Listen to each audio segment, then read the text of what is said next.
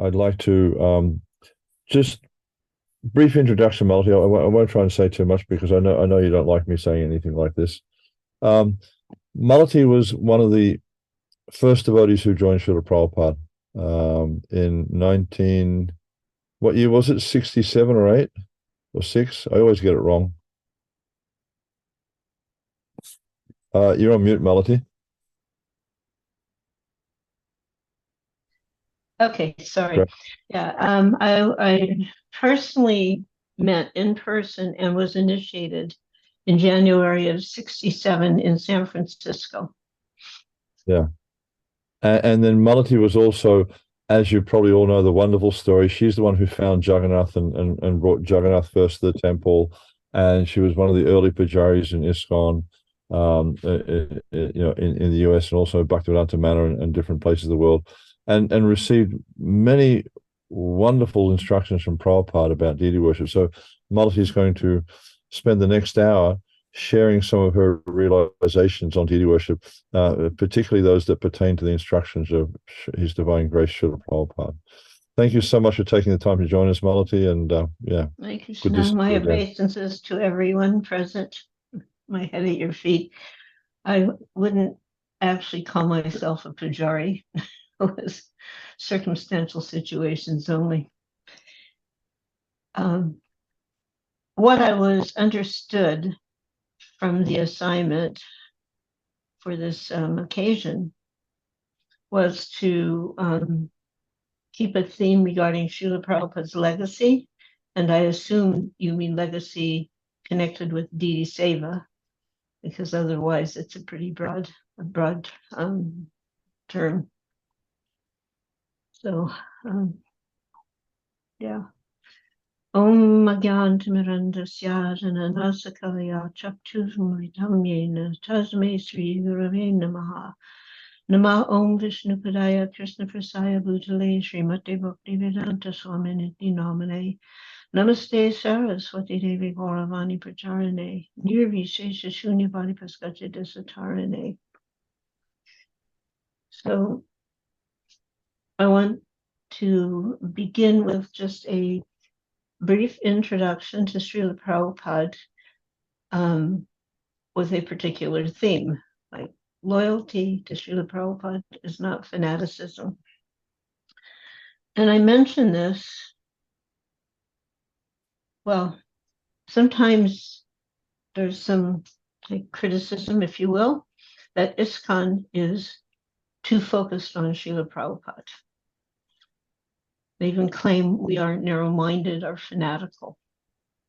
So while we know and we honor all saintly Vaishnavas, spiritual teachers, and seekers of the truth, as members of ISKCON, we are bound heart and soul to the teachings of Srila Prabhupada as expounded in Bhagavad Gita, Srimad Bhagavatam, and Chaitanya Charitamrita that were expounded and taught by Chaitanya Mahaprabhu.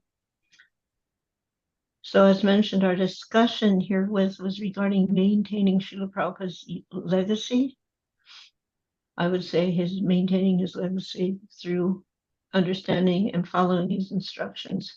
But I believe a little intro is required because it seems as the time that is, sorry, something caught in my throat this morning and it just doesn't go away. It seems that the time between Srila Prabhupada's departure, expanding, and now many of us, his direct disciples, we're also departing. So the original instruction and the time of the original instructions to the present is getting longer and longer, more space in between, and there is every danger. I use the word danger because Prabhupada used that word, of actually forgetting the actual instructions and distorting them or not taking them so seriously. Well, he says this, but it doesn't matter. We can do that. So many many saintly acharyas followed in the line after the departure of Sri Chaitanya Mahaprabhu, and they were carrying on his message, but gradually the sampradaya fell into disarray, and many sampradayas and concocted philosophical deviations and rituals were taking place. And eventually, the Vaishnavas became completely ignored and rejected by the respected public, and the message of Mahaprabhu was lost. So Srila Bhakti Vinod Thakur appeared September 2nd in 1838, and by divine guidance as a seeker of the truth, he came into contact with the Chaitanya Chaitamrita, which completely transformed his life, and so you can say also transformed our life. It became his mission to expose the bogus followers and restore the message of Mahaprabhu to its rightful purity and respect. And he was assisted in this effort by his son, Bimala Prasad, who was born in Puri in February 6th of 1874. And later, he became known as Srila Bhakti Siddhanta Saraswati Thakur. And together, father and son, they fearlessly preached the glories of the Sankirtan mission far and wide within the borders of India. However, as a visionary personality, Bhakti Vinod sent a small book, The Life and Precepts of Chaitanya Mahaprabhu. He sent this small book in 1896 outside the borders of India into countries like England and Canada, and thus in a small way expanded the possibility of spreading the Lord's teachings all over the world, as the Lord himself predicted. And ironically, 1896 was also the year that our Srila Prabhupada took birth in Calcutta under a jackfruit tree on September 1st. So it was in this mood of revitalized preaching that our Srila Prabhupada entered, becoming initiated as a disciple of Srila Bhaktisiddhanta Saraswati. And as such, our Srila Prabhupada, A.C. Bhaktivedanta Swami Prabhupada, is not just another name and picture in the line of disciplic succession, because he accomplished something that no other previous acharya had ever done. In total dedication to his guru, he fulfilled the mandate of Lord Chaitanya by spreading Krishna consciousness all over the world. So no one else can make this distinction. It's a record that cannot be broken. It says in the Chaitanya Chaitamrita that no one can successfully preach the Sankirtan movement without specifically being empowered by the Lord. And such a person is known as Shaktavesh Avatar, meaning specially empowered by the Lord to fulfill a particular mission. So this title, in fact, remained without dispute. This is from Antilila 7:11, that Kali Kalera Dharma, Krishna Nama Sankirtan, Krishna Sakti Vina Nahe Tara Pravartana. So Srila Prabhupada is known and accepted as Shaktavesh Avatar because of his accomplishments. So an acharya, one who teaches by example. So Srila Prabhupada never claimed fame or prestige for his accomplishments. When asked about his success, he would very humbly reply, "If I have done anything, it is that I've always followed the teachings of my spiritual master. I have not deviated. It is by his mercy only there is any success." He was 100% loyal to his spiritual master, as expressed in the Bhagavatam by Sri Prahlad 7:928. "Oh, my dear Lord, O Supreme Personality of Godhead, because of my association with material desires, one after the other, I was falling gradually into a blind well full of snakes, following the general populace. But your servant, Narada Muni, kindly accepted me as his disciple and instructed me how to achieve transcendence. And therefore comes a very important instruction. Therefore, my first duty is to serve him. How can I leave his service?" So nothing could deviate Sri Prahlad from service and surrender to Narada Muni, even when his very life was threatened in ways we cannot even imagine. He remained fixed. He was composed. He didn't go outside seeking the advice of ill-informed fools or take to concocted practices or try to figure it out why all this was going on. Why me? No, he remained loyal to the instructions and service of his guru without division. And this same loyalty was exemplified by our Srila Prabhupada to his Guru Maharaj in all instances without compromise. A small example that has remained close to my heart throughout my life as a devotee in all circumstances occurred in July of 1967 in San Francisco, where Prabhupada commented. I won't go into the whole backstory, but Prabhupada, he commented and then instructed. My spiritual master was not an ordinary man. He saved me. If even one person were to come and change even one word of what I have taught you, the whole thing would be spoiled. Everything I have to teach you is in these books, and these books at that time were just the first volume of the Bhagavatam in 3 parts.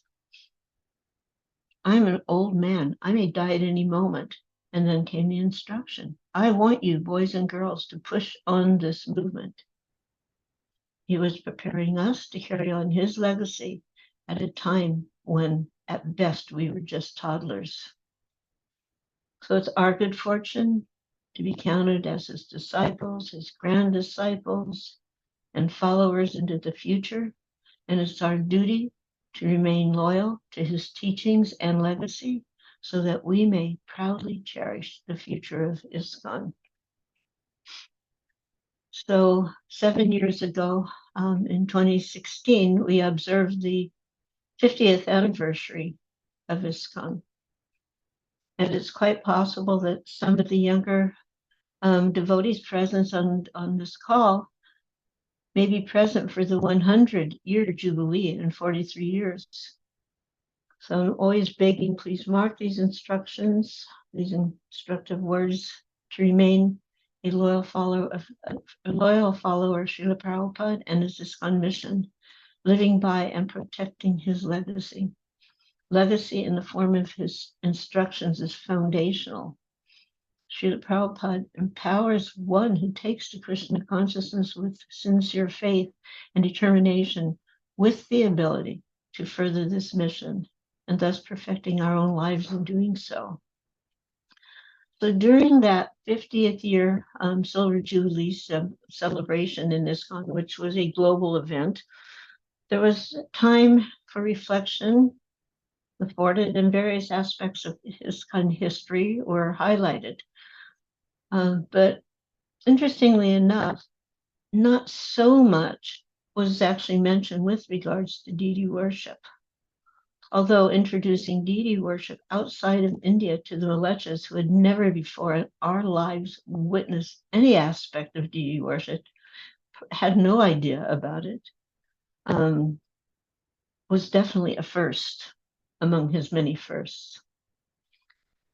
And that he chose to do so, especially in the precarious era of the 60s counterculture, which in itself was like mystical, and it was seemingly a result of an almost innocent incident involving myself when I picked up a small black-faced smiling wooden icon with big round Chakadola eyes. Jagannath's eyes are described as Chakadola.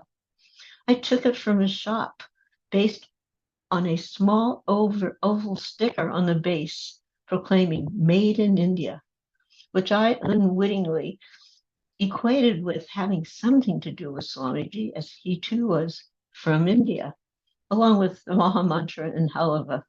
That was my thought process at that moment. So this small icon was brought to my apartment and placed on a shelf over the fireplace. Standing alone and not so much noticed. So some time passed before Mukunda and Shamsundar decided to bring it because was just it. We didn't know anything beyond just this little thing. They decided to bring it to Swamiji to see if he might know what it was. And as the saying goes, the rest is history. Beginning with the first Jagannath deities carved outside of India and our official deity installation. We had nothing to draw upon in terms of experience, only the preliminary simplified instructions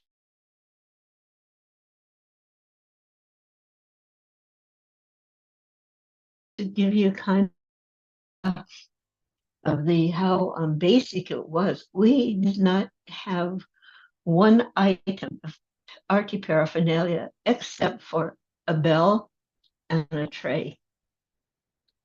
Didn't have atman, didn't have ghee lamps, didn't have a tamara, a yak. At the moment, we didn't have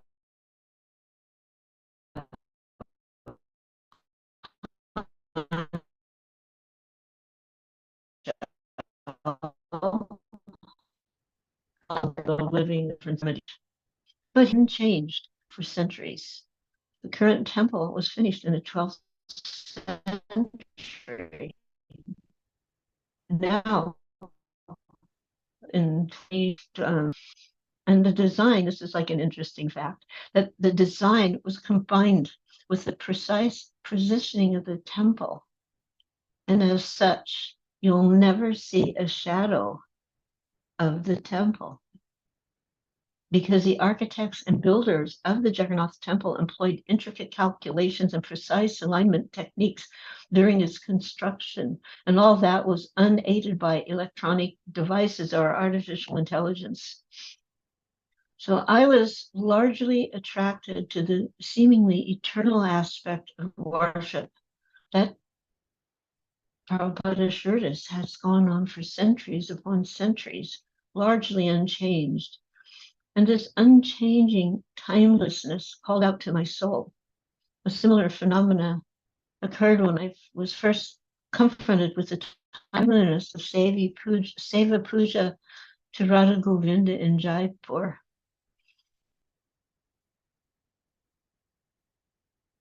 This, in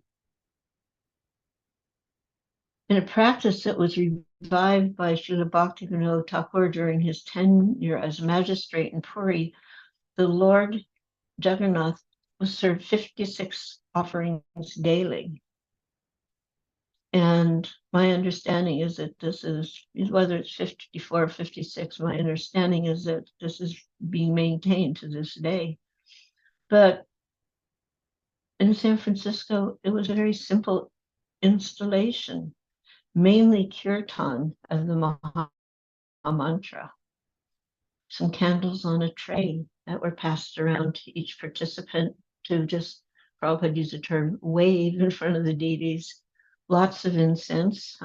We had this concept for some reason that there had to be lots of incense, whatever we did, which always resulted in this cloud of smoke hovering above our heads in our early temple life. Now they're so funny about the incense. They cut it in half and have little tiny incense. Like, you can't even smell it, although that's supposed to be one of the things that you can smell the incense in the temple. Anyways, we had a lot of incense.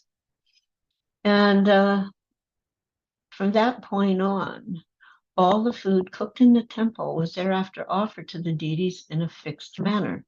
That was the beginning of saying, at that point, 3 prayers, the prayer to Srila Prabhupada without the Namaste Saraswati Devi because it hadn't yet manifested, and Namo Brahmanaya Devaya, and Namo Mahavadhanaya Krishna Prema Hridayati. So these 3 were initially the fixed prayers, and the offering was on a set of plates that was dedicated solely for the deity's use, no other purpose. And the deities were not even wearing sewn garments at that point. They were just dressed in their painted bodies. So the dressing was introduced the following year in 1968 for Rath Yatra. Srila Prabhupada announced that we should sew for them. And Shamsundar kind of was shocked. You're going to cover it, because he was so meticulous about painting those deities. So when Prabhupada said we're going to start dressing them, he was like, and cover up all the painting. So he supplied vibrant red satin from India. He'd gone to India and he brought back this material and simple hand-drawn designs for the dresses. And they were made by Yamuna Devi and Harsharani and put on at that second Rath Yatra in 1968, where we actually had a hand-pulled cart. The first Rath Yatra was on the back of a flatbed truck, which was a suggestion from Srila Prabhupada, actually, because there was only 2 weeks notice for the Rath Yatra. And he would look out his window to the street and he noticed that our neighbors had this flatbed truck, means like a truck, and the back end was open, called flatbed truck. And he suggested that something like that, that flatbed truck, build a canopy, and then the deities could ride in the back. So that's what happened. Those people who owned the truck, kind of a funny sect of people called the diggers, who were social activists, loaned us their truck. And the deities were standing behind, not lined up, actually. On one side, but that's different maybe in your country, but like on the Subhadra looking straight out the back, and then Baladev on the other side. So they were positioned in different directions.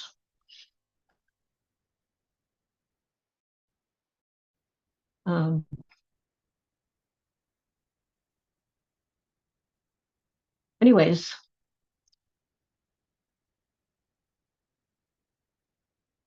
some time passed. The deity was standing on this little shelf over a fireplace in our apartment, not much noticed. So after some time, Mukunda and Shamsundar just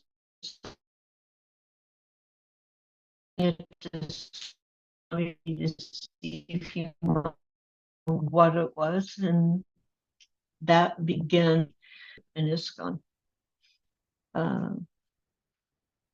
Jagannath then, from that point, quickly manifested. This is still like in 67, quickly manifested from San Francisco to New York to Los Angeles and then London. And these first early sets were all carved through the expert hands of Shamsundar Prabhu and manifested by the desire of Srila Prabhupada. In 1970, Srila Prabhupada wrote a letter to Hanuman Prasad Podar, who was a well-wisher living in North India.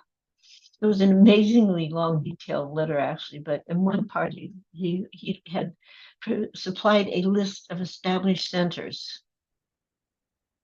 And in this, he described the deity worship in the temples are Jagannath Swami and Balaram and Subhadra and Radha Krishna.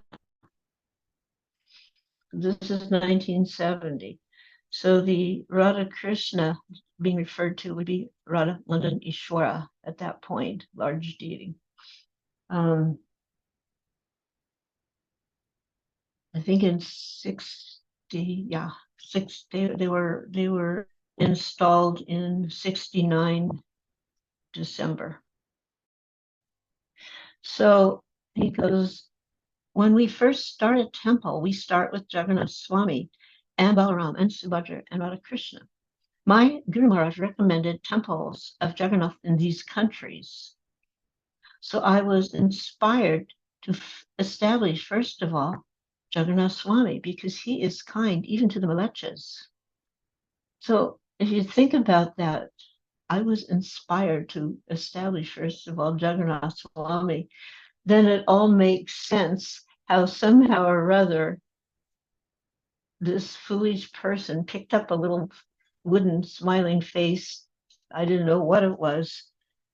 It was all coming from Krishna himself, from my estimation, to satisfy the desire of his pure devotee, Srila Prabhupada, to establish his actual service, his worship in the countries outside of India. So generally in all our temples, Jagannath Swami and Lord Chaitanya Sankirtan pictures are inevitably there. And gradually we're installing Radha Krishna Murtis in each and every center. So the Radha Krishna manifested first in ISKCON at Devonbury Place in London on December 14th in 69. The first large marble deities to be installed and worshipped in ISKCON, again by the desire of Srila Prabhupada. It's interesting to note when Prabhupada announced the grand opening of our center in the UK, along with installation of Radha Krishna deities, there were no deities. They simply hadn't manifested, and we had no idea where deities might be found in London. And yet, by the sincere desire of the Lord's pure devotee, Srila Prabhupada, with a bit of transcendental trickery on his part, their lordships manifested only 3 days prior to the scheduled installation, and were personally installed by His Divine Grace, Srila Prabhupada. There is a little brief video clip, and you can see Prabhupada there of the installation. So Prabhupada is there with their lordships. You can see Tamal Krishna on one side, and the simple paraphernalia that was being used, a ladle from the kitchen to pour the various substances. And the main person actually who assisted Srila Prabhupada throughout this was Her Grace Jamuna Devi, who had personally been trained by Srila Prabhupada how to worship Radha Krishna. So they were given the name Radha Landanishwara, the controllers of London. Many senior devotees appreciating this exceptional Leela with Srila Prabhupada understand that London Ishwara, Radha London Ishwara, to be self-manifesting deities, in that they appeared due to the intense desire of Srila Prabhupada to serve them in downtown London. So this unprecedented pastime to find Radha Landanishwara in the hearts of the followers there as self-manifesting, because we certainly ourselves did not do anything to find the deities, you know.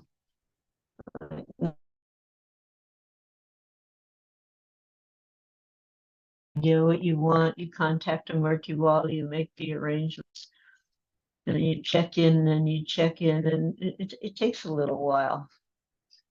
3 days before the installation, they appeared.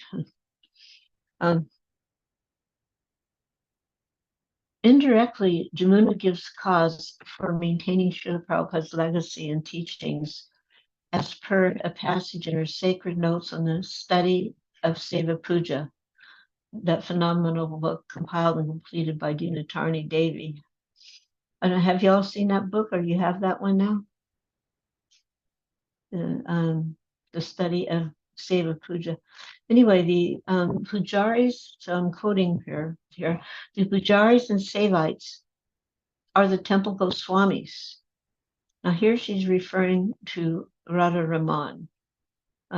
She was instructed by Srila Prabhupada to visit Radha Raman Mandir in particular in Seva Kunj Vrindavan. And she was to go and observe their procedures of deity or seva and then report back to him. So she wrote, the Pujaris and Sevites are the temple Goswamis who are at least 22 years of age and trained from youth in the seva of the deity. There's a revolving system that enables each resident Goswami a month period of 24-hour seva with the deity and 1 month seva cooking bhojan.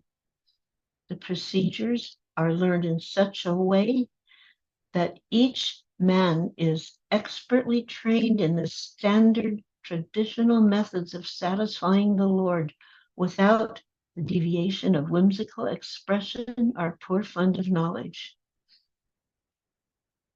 In this way, every man has the opportunity of personal service to the Lord based on his desire for the same. So it's very clear how adhering to time-honored, unchanged seva routines are a form of authenticity and opulence pertaining to deity seva. On 2 occasions, I had exchanges with Srila Prabhupada regarding deity schedules, and in both instances, he maintained instructions on once settled, do not change it. In other words, maintaining consistency was very important. The first incident was when he went to Russia. And when he went to Russia, he took my husband with him, but he left me his small deities to care for. And I asked him what their schedule was. His response was, that you decide, but then don't change it. And then later at the manor, when Radha Kulananda were established, there were so many devotees living there.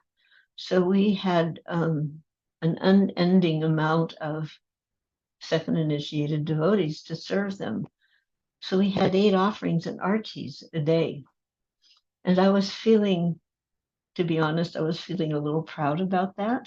So when Prabhupada came back for his second visit after the installation, I told him this, and he definitely probably detected a little pride in my voice. We have 8 offerings. He was asking me how the service was going, and we have 8 offerings and artis, thinking he would be impressed. But he wasn't impressed. He just said, whatever is decided, maintain, don't change it. Along with other instructions related to not changing anything, included the deity's appearance. 3 stories with that. One was Londonishwara. There was a deranged person who knocked the deities over, and there was some damage. So for the repair, because they were marble and we had no experience, we were introduced to a person from Scotland who was an expert in repairing marble. And this person was definitely not a devotee, smoked, drank, ate meat, was definitely not a devotee, but he was expert in repairing marble. But Prabhupada allowed that. But when it came to the repainting, which was to be done by our own devotees, he became very concerned that their appearance should not be altered in any way.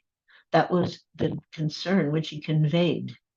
And he was very keen on seeing that instruction was carried out, that there should be no alteration to the appearance. In New York City, were Radha Govinda, the presiding deities, who had been installed in Jaipur in 1972 during our Pandal program there. So then from Jaipur, they came to New York City. Before they were, if you will, reinstalled in New York City, for whatever reason, devotees made physical changes to the deity of Radharani, removing a lotus that she had in her hand, something else, I think, from the crown. Anyway, actually, removing these with some kind of tools, removing parts, not of the body, but, of the deity itself as she manifested. And Prabhupada, when he found that out, was extremely disturbed, to the point where the deities almost didn't get reinstalled. And the devotees, because of our lack of good consciousness, were thinking, oh, we were just trying to make it better. Like, here's Krishna, I've come to you like this, but let me make you better. Like having a child. Oh, here's your newborn child. Oh, can you change the eyes? you just don't do it. So that was the second. The third one in Dallas, I mean, there's probably more, but these are ones I'm personally aware of. Again, Radha Kalachandji were almost not installed due to repainting. And due to the repainting, the eyes, so several things, the eyes were not fully dried almost. But the fact that they had repainted the eyes disturbed Srila Prabhupada so much that he almost didn't install them. And then a few days or so later, there was another incident with Kalachandji. As he came, he had conch shell eyes, but somehow during the whole ordeal of getting ready for the installation, having him shipped and getting him unpacked, getting him ready, the conch shell eyes were misplaced. So then the eyes were painted. So a little later, the conch shell eyes were discovered by Lakshmi Moni in some drawer. She found them, and she took them to Prabhupada, who was still in Dallas, and she goes, "Look, I found that conch shell eyes. If you want, I can put them on Kalachandji." Prabhupada said, "Kalachandji's eyes are fine the way they are." That's all he said. But Lakshmi Moni said, but Prabhupada, I heard that you wanted conch shell eyes, and I found them, and I can put them on if you want. Second time, Kalachandji's eyes are fine the way they are. Not to be outdone. But Srila Prabhupada, I heard that you said, at which point he interrupted her, "I am Srila Prabhupada, and I'm telling you, Kalachandji's eyes are fine the way they are." Because now he was a fully installed and worshipped deity. His eyes were fine the way they were. So these are, to me, very clear legacy instructions that we should be very careful. And I mean, nowadays, one of my greatest distresses is to see how deities are changed up. I won't go in through any list. I'm not going to point any fingers, but the eyes are changed, the color, the shape of the eyes, the size of the eyes, the color of the eyes, the mouth is changed. So many changes to the physical appearance. And yet this was something Srila Prabhupada specifically cautioned against, instructed against, was very concerned about. Sometimes I think because our relationship to the deities in many cases has yet to fully manifest. So we're not able to fully understand some of the intricacies related to incidents regarding the deity. So this is just a little random story, but it's very sweet. My god sister Labangalatika was known for being a Maha book distributor, really excellent book distributor, known for her son Dwarkadish, who Srila Prabhupada initiated first and second and named him, Dwarkadish Das, Mr. D, he called him Mr. DDD. His name, she came with the boy when she joined. The boy she already had the son. His name at the time was Darwin, and Prabhupada really took delight, Darwin. Now Darwin has become Mr. Dwarkadish Das, Mr. DDD. So she was in Montreal, and for some reason, she took the small deities of Radha and Krishna. And I mean, I don't want to say she stole them, but she took them without authorization. And she passed by Toronto, and she put the deities on the altar there. She was on her way to New Vrindavan. And the devotees were shocked. And then they got where did these come from? And right away, they get a phone call from Montreal telling that the deities had disappeared, and they think Labangalati took them, which she had. So the devotees called Prabhupada, "What do we do now? The deities from Montreal have been taken, and now they're here in Toronto." So Prabhupada's response was quite interesting. He wasn't even upset. He goes, "Oh, Krishna wanted to come to Toronto. He can stay." I don't know how many of us would have come to that conclusion, but it shows how one with a realization and relationship with Krishna is able to understand things in a very finite way. It's actually, and Prabhupada explained to us, that one should worship the deity of the Lord until one reciprocates, until one appreciates the presence of the Lord in every living entity.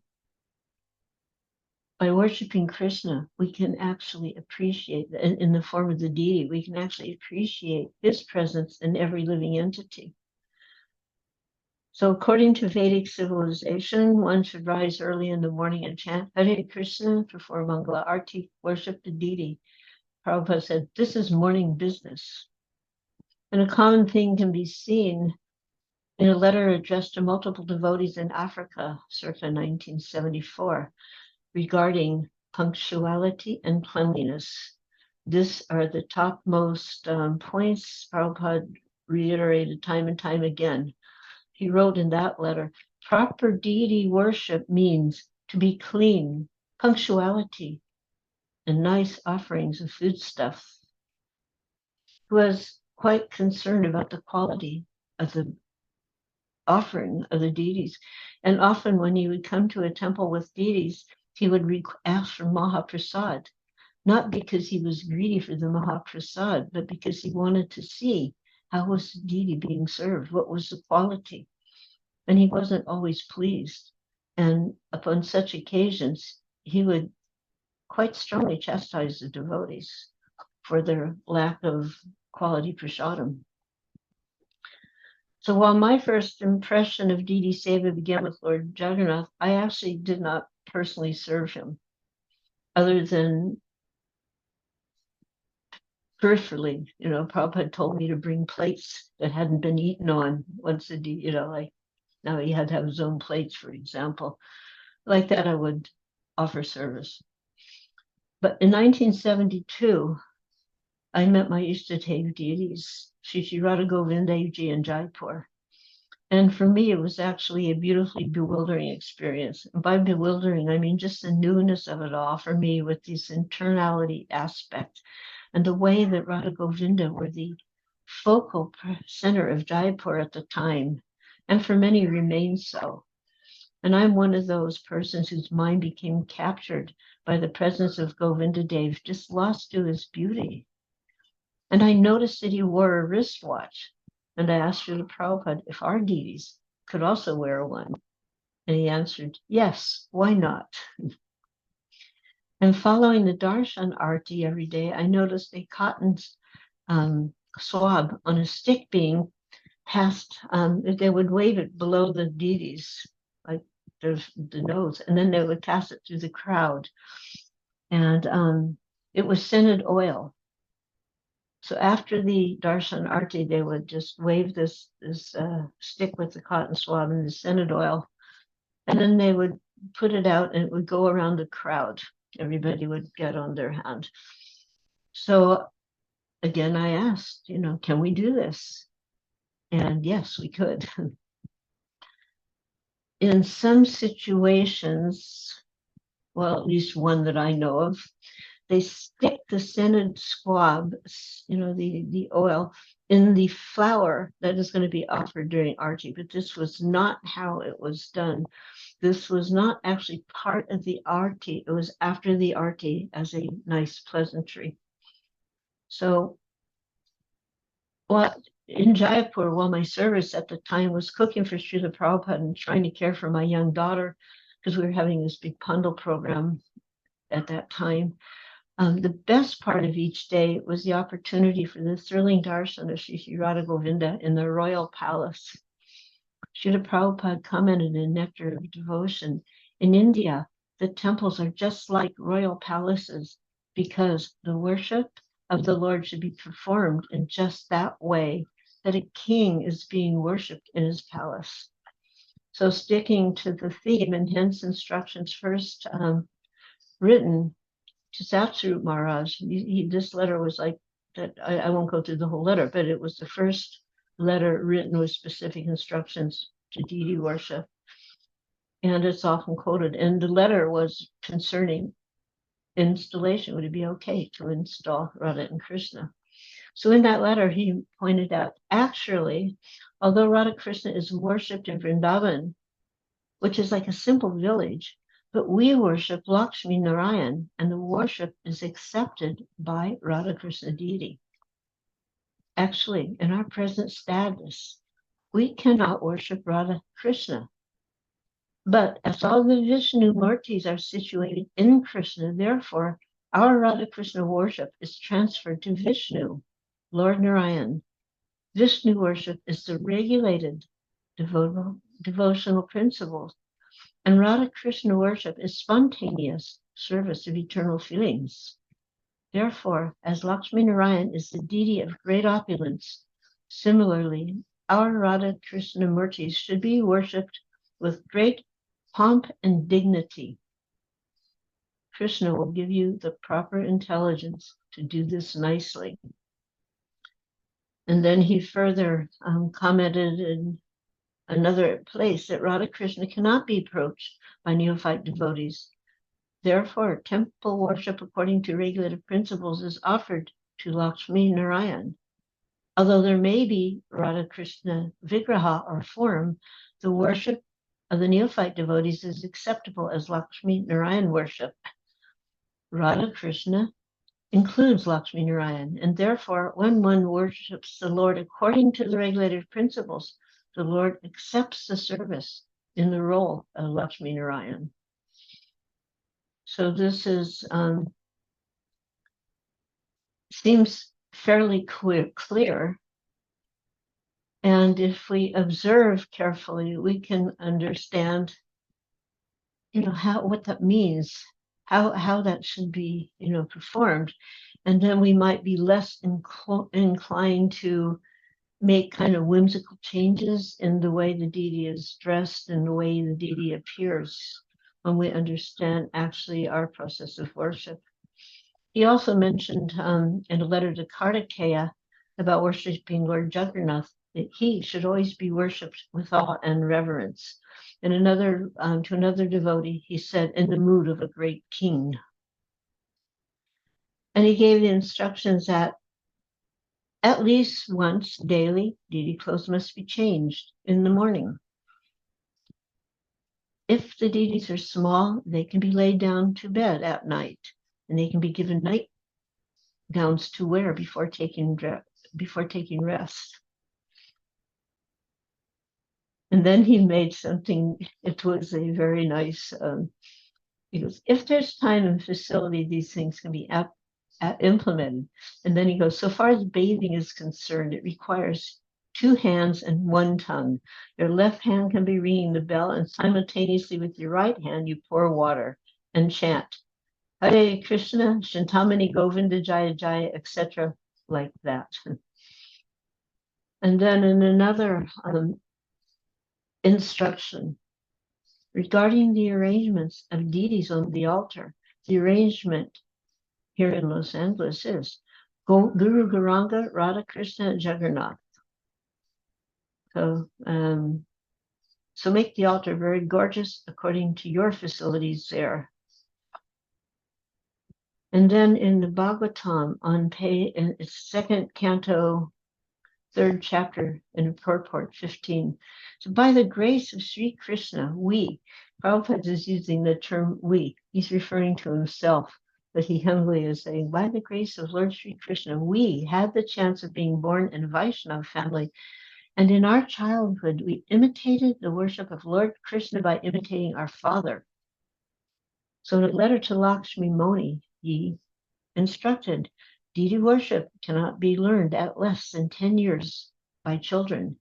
Before that, they can assist. They can learn how to bow down, how to dance and chant, how to make garlands, clean arti utensils.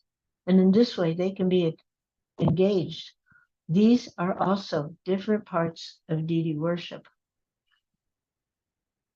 And then in another letter to Lakshmi Moni, they give an interesting instruction. I mean, he said, so far as taking care of the deity and your family simultaneously, you have to do both mutually, but the main importance is deity worship.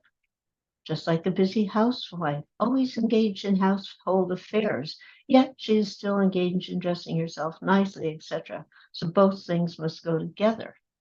And at the same time, to me, in a letter, in answer to a question I had asked, he wrote, to take care of Jagannath deity after household chores were done. He wrote, you try to take care of Lord Jagannath as far as possible after doing your household duties, but you should be strict only in completing 16 rounds of chanting. That will save you from all discrepancies. He commented at one place that neglectful deity worship means offense. In other words, we have to be carefully attentive. So then, in another letter, which is very well known, it was in July of 72, he wrote to my god sister Arundhati, I'm simply surprised that you want to give your child to some other persons, even though they are also devotees. For you, child worship is more important than deity worship. If you cannot spend time with them, then stop the duties of Pujari. At least you must take good care of your son until he's 4 years old. And after that time, if you're unable anymore to take care of him, then I will take care. These children are given to us by Krishna. They are Vaishnavas, and we must be very careful to protect them. They are not ordinary children. They're Vaikuntha children, and we are fortunate that we can give them a chance to further advance in Krishna consciousness. This is a very great responsibility.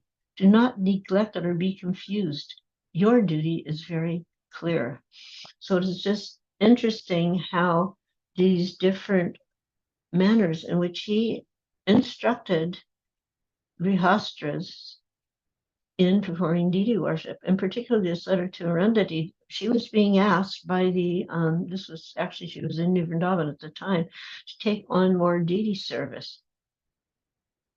And she was feeling a little strained because she was already transcribing for Srila Prabhupada. So they wanted her to perform more deity purpose. And she was like not sure what to do because she had this small boy. And Prabhupada made it very clear. I'm surprised you want to give your child up to other persons, even if they're devotees. For you, child worship is more important than deity worship. So your duty is very clear. And then he mentions that an opulent householder devotee who does not engage his hard-earned money in the service of the Lord is called a miser. So in our Krishna consciousness movement, there are brahmacharis, grihastas, vanaprasthas, and sannyasis. But the deity worship in the temple should be performed especially for the householders. In the purport of the Bhagavatam, he mentions that grihasta devotees, however, are in general engaged in material activities, and therefore, if they do not take to deity worship, their falling down is positively assured. Deity worship means following the rules and regulations precisely, and that will keep one steady in devotional service. And then I'll finish up because time is blasting by. On the occasion of the installation of the deity Sri Sri Rukmini Dwarkadish in Los Angeles, he explained that the function of installing the deity is authorized. Several times I have given the example that when you put your mail in a box on the street, because it is written U.S. mail, you know that it's an authorized box. There's no difference between the big post office building and the small box because it's authorized. And similarly, the difference between idol worship and deity worship is like that. Unless the authorized process is accepted, it is idol worship. We have to worship the deity according to authorized system.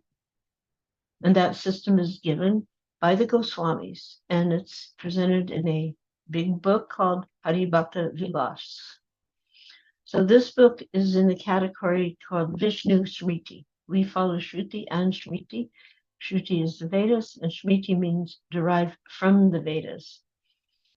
And Rupa Goswami says in the Bhakti Rasamrita Sindhu, devotional service of the Lord that ignores the authorized Vedic literatures like the Upanishads, Puranas, and Narada Pancharatra is simply an unnecessary disturbance to society. Again, a case for maintaining instructions given by Srila Prabhupada, who himself very carefully followed the instructions given by his guru. So then he continues, we're introducing deity worship in this temple, but actually deity can only be worshipped by the bona fide Brahmins. And what we're doing is not rubber stamping. We're actually training according to the Pancharatriki Vidi. We are training our students how to become Brahmanas. And above all, and he gives some examples, like avoiding the sinful activities, bathing regularly, and so on. But then he says, and above all, they're chanting Hare Krishna, which cleanses away all sinful activities. In this way, a Brahmana is made, but there must be a process. We have to keep ourselves always in the fire of Krishna consciousness, then everything will be all right.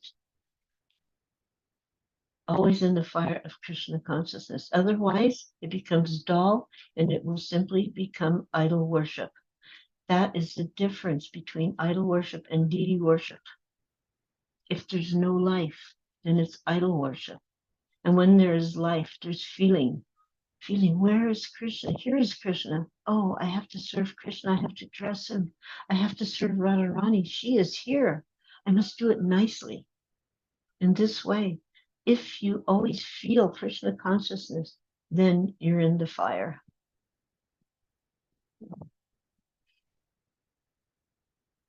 And then he was continuing. Krishna has to eat. And because the bhakta is offering, he cannot refuse. The real thing is bhakti. What can you offer to Krishna? Because everything belongs to Krishna. What have we got? What is your value? What is the value of our things? They're nothing. Therefore, the real thing is bhakya. The real thing is your feeling. Krishna, kindly take it. I have no qualification. I'm most rotten, fallen. And at this point, Srila Prabhupada begins to weep. But I have brought this thing for you. Please take it. And then he admonishes us, don't be puffed up. Always be careful. You are dealing with Krishna. That is my request. Neglectful deity worship means offense.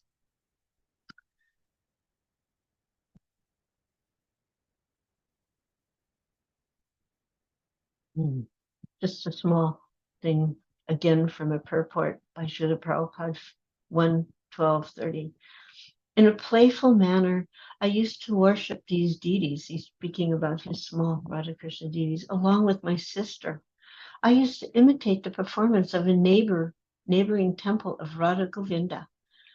By constantly visiting this neighboring temple and copying the ceremonies in connection with my own deities in play, I developed a natural affinity for the Lord. My father used to observe all the ceremonies befitting my position. And later on, these activities were suspended due to my association in the schools and colleges, and I fell completely out of practice. But in my youthful days, when I met my spiritual master, Srimad Bhakti Siddhanta Saraswati Goswami Maharaj, I revived my old habit, and the same playful deities became my worshipful deities in proper regulation. This was followed up until I left the family connection. And I'm very pleased that my generous father gave the first impression, which was developed later into regular devotional service. by his divine grace. So a few thoughts, a few comments are there. Yeah, very wonderful, Malati. Thank you so much for that.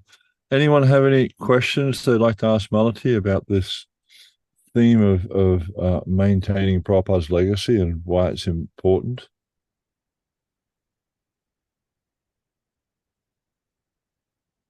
Or we're all thoroughly convinced? Hopefully. Yeah. Like he said, if we just change anything, any instruction, he said, even one word, the whole thing will be lost. So how careful we have to be as pujaris. It's a sacred duty to maintain the authenticity of deity worship as taught to us by his divine grace. Yeah. Yeah, I often like to quote that from that letter to Dhruvananda, where Prabhupada mentions the greatest danger to our movement will come if we add or change anything. Well, he said if we concoct our own method, if we start doing our own thing. I mean, I look back and I mean, I'm sure we've all done little things with great intention, even innocently, and then realized, what was I thinking? I mean, I'll give you a personal example. I was given 2 very small diamonds. They were given to me for the deities, but they weren't even in a setting. How are they not going to be lost? And I noticed in Srimati Radharani's eyes, there were like in the pupil, there was like these little holes, like indentation. And these little diamonds perfectly fit. So I put them in her eyes. And they would, they were very small, but they would, if the light caught it just right, they would twinkle. And I was thinking this was so nice. But then later I considered how, where did they get this idea? Where does this come from? It maybe seems nice to me, but how does Radharani feel about having diamonds in her eyes? And I could see this was probably not a very good idea. So what is it you think that causes or inspires devotees to want to constantly change things and rather not just be satisfied with what the acharyas have given us? Well, Prabhupada said that was our disease. That's what, we wanted to change. See, there's a difference between change and being, expressing in a certain manner, so to speak.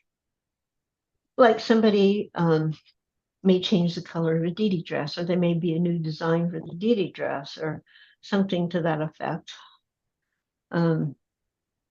But when you alter something in such a way that an entire appearance or an entire procedure gets lost, that's what we want to be careful of.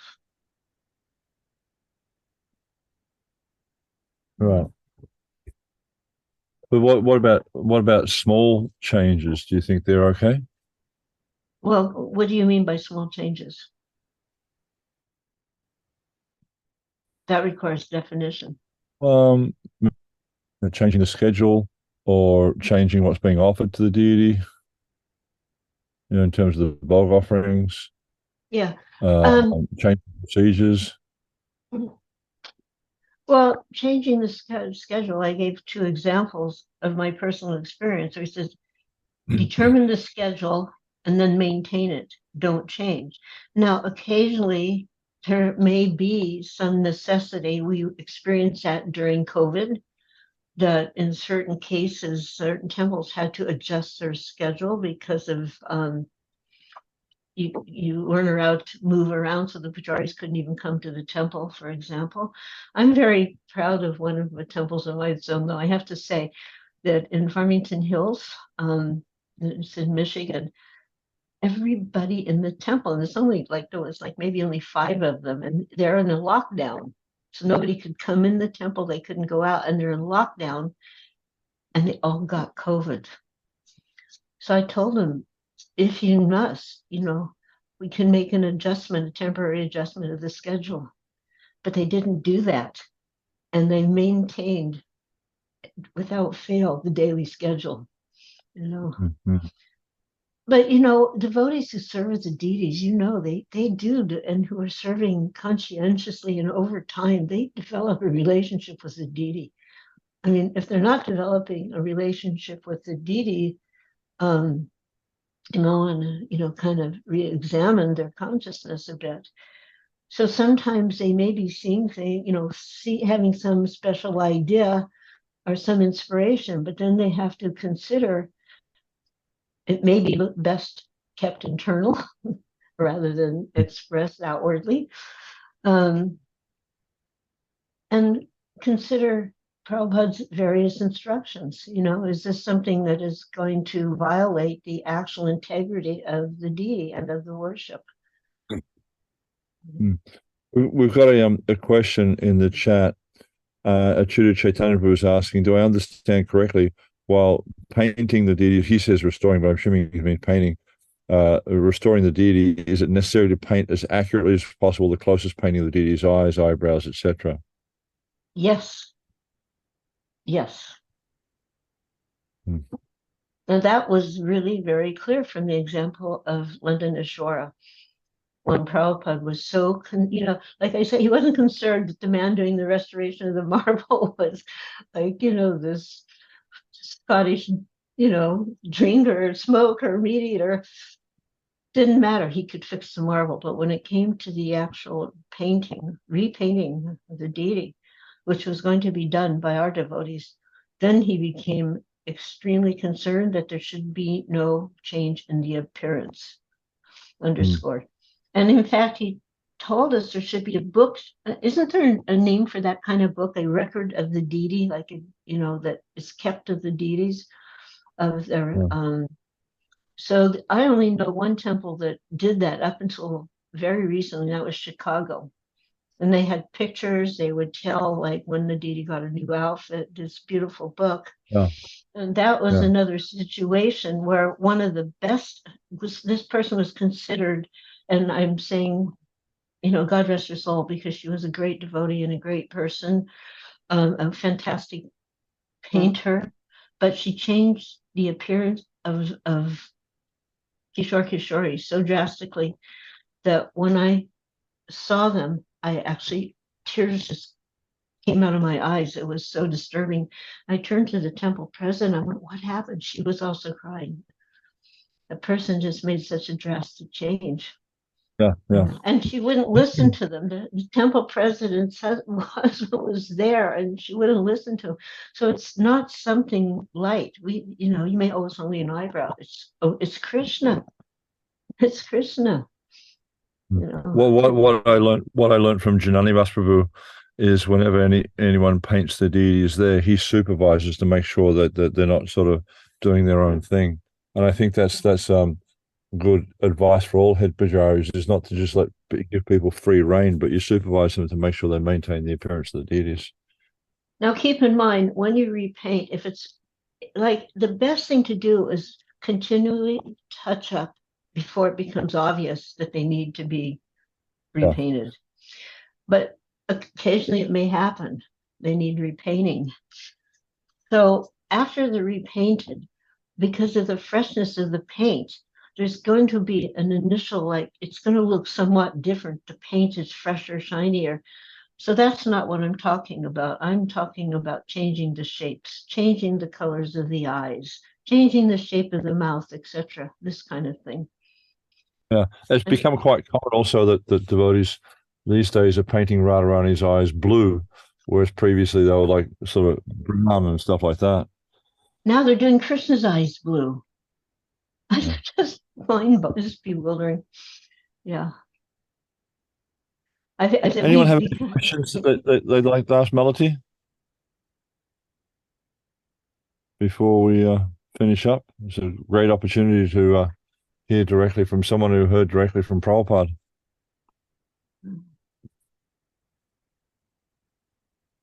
Okay. Oh, Vijay Radha, Mataji, raise your hand, please. Hare Krishna Malati Prabhu, my obeisances to you. Thank you so much for your a incredible Pujari, my head at your feet. It's like I can't even say anything to you. I wanted to ask you a little bit about when we worship Radha Krishna. Srila Prabhupada said we worship as Lakshmi Narayan. And I understand opulence. But at the same time, for example, Devadeva Prabhu said, no, don't put little animals around because that's the mood of Vrindavan. But when we dress Krishna, we make a turban, we put flowers, we make tassels. That's also the mood of Vrindavan. So the animals cannot be there because it's the mood of Vrindavan, but how we dress Krishna, even though we don't dress him a simple, like in a village, is opulent and stuff, but still we put lots of flowers, flower necklaces, flower ankle bells. So please clarify. Well, Prabhupada, two things. When dressing the deity, whether in the flowers, extra flowers or all, he said that the dressing should be done in such a way that the deity's form is accentuated. So I see quite often that the dressing of the deities is in such a way that you practically see a flower garden and you don't see the deity's form. One thing to keep in mind. The flowers are in opulence, and we're trying to worship in the mood, in an opulent manner. You see what I mean? Yes. Flowers are in opulence. He has, in a letter to Madhavisa, this was regarding Jagannath Rath Yatra, but I think it's, it gets the point across. He said that to tell the temple president to spend more money on flowers. Very nice.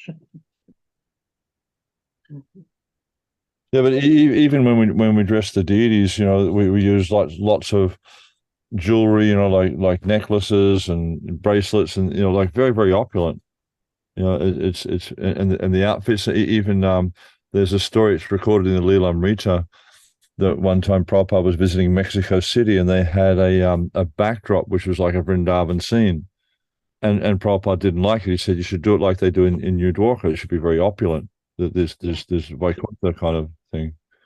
Yeah, I wanted to mention the backdrop issue, but anyway, the backdrop should be there as a backdrop, not as something that competes with the deity. It should be there to highlight and accentuate the deity. So when you have a backdrop full of other people and different things going on, there's a competition between the deity and the backdrop. Whereas an opulent, nice backdrop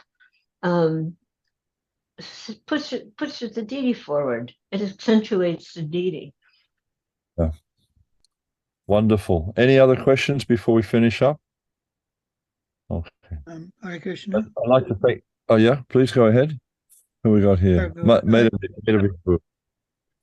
Krishna. Hare Krishna. I really appreciated the first statements that you made about loyalty to Srila Prabhupada is not fanaticism. Exactly. Some say that we put too much emphasis on the guru.